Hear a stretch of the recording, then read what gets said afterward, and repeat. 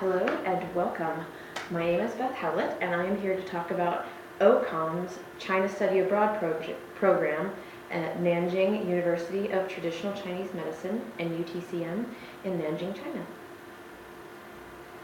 So a little bit about my background. I have a bachelor's degree in East Asian Studies with a focus on Chinese language and culture. When I was studying my undergraduate, I had the opportunity to spend a semester abroad at Nankai University in Tianjin, which is the alma mater of Zhou Enlai. After graduation, I was a teaching fellow through Princeton in Asia for a year, and after returning from that trip, I decided to continue my love of Chinese through studying Chinese medicine here at OCOM. So after graduation, I traveled once on this trip as a student, and now I'm in my third year of leading the group as the coordinator and faculty. So in a nutshell, for 2012, the travel dates are going to be from September 14th to October 22nd. The trip cost is $5,500, and that does not include your airfare. Why? Because if it was up to me for the group, I would have everyone flying out on the same flight, the 14th, coming back on the 22nd, and that would not give you the opportunity to perhaps do some travel in Southeast Asia afterwards or participate in other programs. So this gives you the flexibility to buy your own ticket with financial aid with the kinds of parameters that you need in order to be able to travel. So it's a 5-week trip, and that's 6 elective credits, which allows it to be eligible for financial aid. You get a food stipend back as part of that award if you use financial aid, and then that will go towards your daily cost of food. And if you're smart about it, you can use it for some other living expenses. There's a facilitated orientation through the whole process, and really that's my main job. Make sure that when you arrive in country, you're taken care of. When you arrive in the city, you get to know the lay of the land. I take everyone out to dinner that first week every night to kind of show them where there are options to eat and help everyone feel more comfortable in what can be a very unfamiliar, kind of uncertain circumstance when you're in a country where English is not the first language.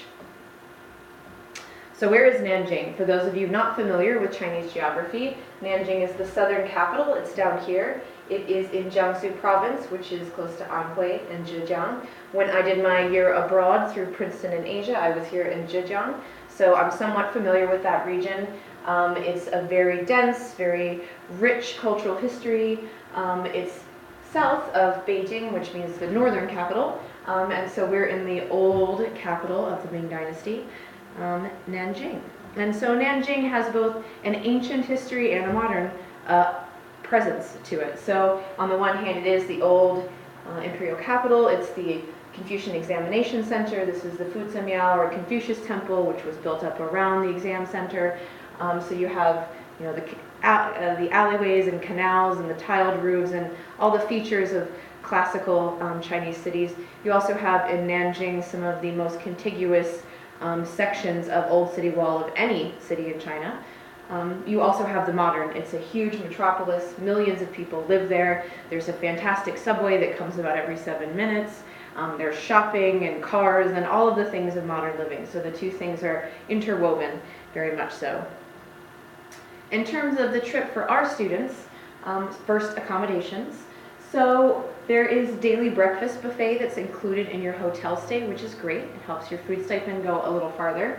Everyone has a private room in a 3-star hotel. This is a Chinese 3-star hotel, so bear that in mind. By my standards of having traveled and stayed, it's a great place to live. It really becomes an oasis. We've stayed at the same hotel and they take very good care of us. There's a washing machine, so you can do your own washing and then dry in your room.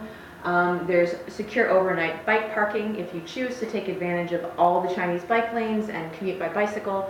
There's also a subway right across from the hotel, and some of the clinic shifts are actually walking distance, as is the main campus of NUTCM is walking distance from the hotel. I will give everyone before they leave some orientation materials, a packet with menus and some survival tips. As you'll see later in the presentation, I've created a blog with some links to some great resources for travel and both being in country in China.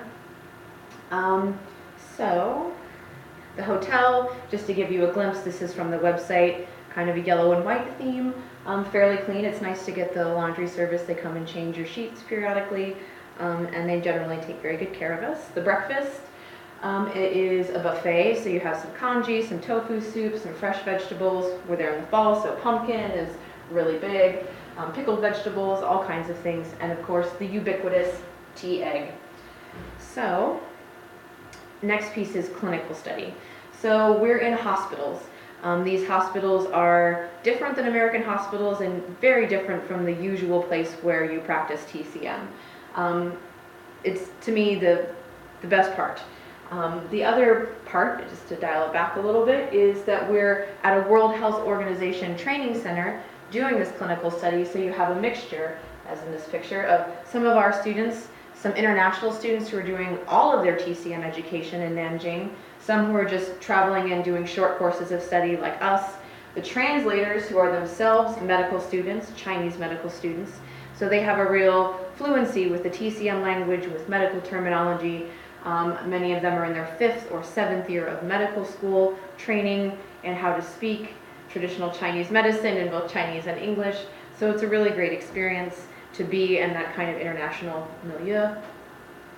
When you do your 2-week hospital rotations in general, it's a group of 3 of OCOM students with 1 of those medical student translators, and then the expert practitioner or practitioners in the hospital setting.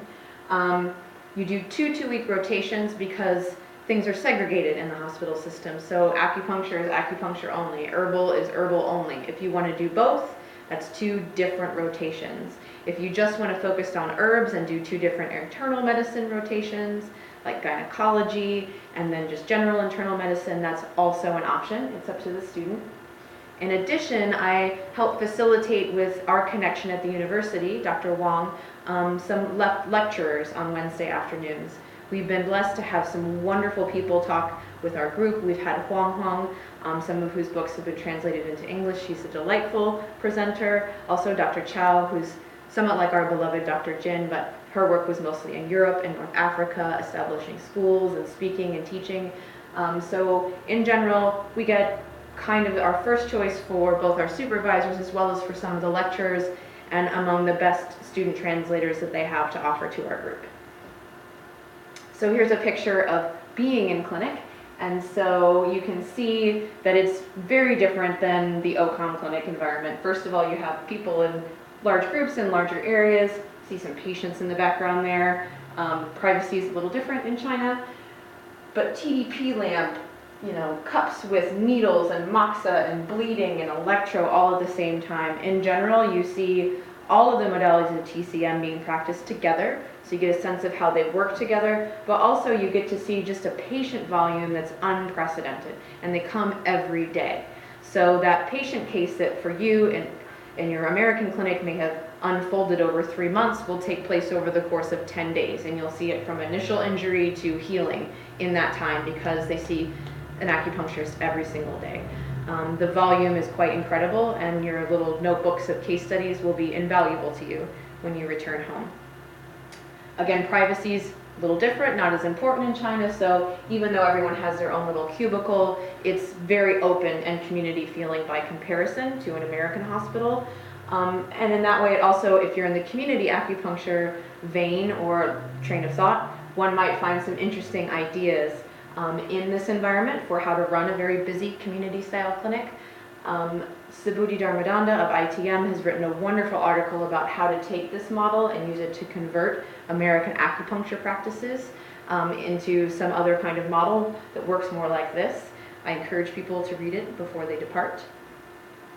And finally, here's some of our students with the famous flying needle Wong. In the clinic situations, it's just like here in America, you're practicing under someone else's license or authority. So depending, you might be needling the first day, or they just might want to test you and see if they can trust you and let you get into needling a little bit slower. On this particular shift, Dr. Wong has a very famous freehand technique, and he usually does not let students needle. Not even his own Chinese medical students, who are sometimes 7th year medical students, are not needling the patients, they're just holding his needles. However, if we're respectful, he's an absolute delight. On the last day of clinic, he will show you and have you practice how to do the freehand technique. So again, I can work with the students as they need to get into the shifts that are going to match best with their personality.